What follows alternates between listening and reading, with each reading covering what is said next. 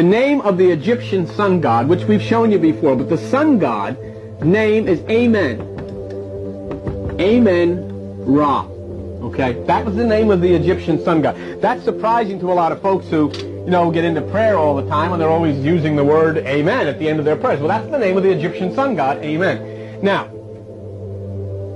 in Revelation 3:14, let me mark that for you. Revelation 3:14, Jesus Christ calls himself the Amen. That means the sun god. Now that is interesting. See, we can't change that. We can't say, well, it didn't happen, because it did. Revelation 3:14, Jesus calls himself the Amen, and the Amen is the name of the Egyptian sun god, or the Egyptian god of light. Now, here then, if we identify Jesus with the sun, let me show you something else that's interesting. Come on back here, Frank. In Matthew 9:15, Jesus is referred to as the bridegroom. He's referred to as the bridegroom. So now let's go back here. We have three things that we're looking at. First of all, Jesus is called the bridegroom,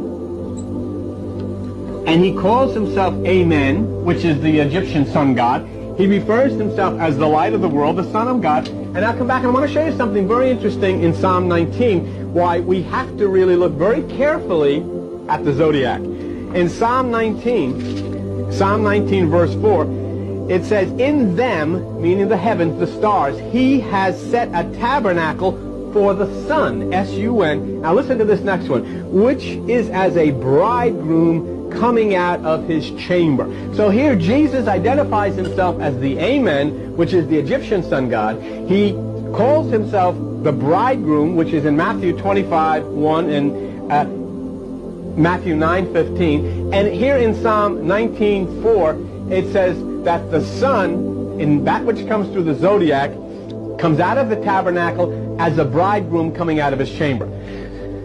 So there then we have to look at the possibility, do we have the continuation of the ancient sun worship? When I got into this and saw Jesus calls himself the Amen, I said, wow.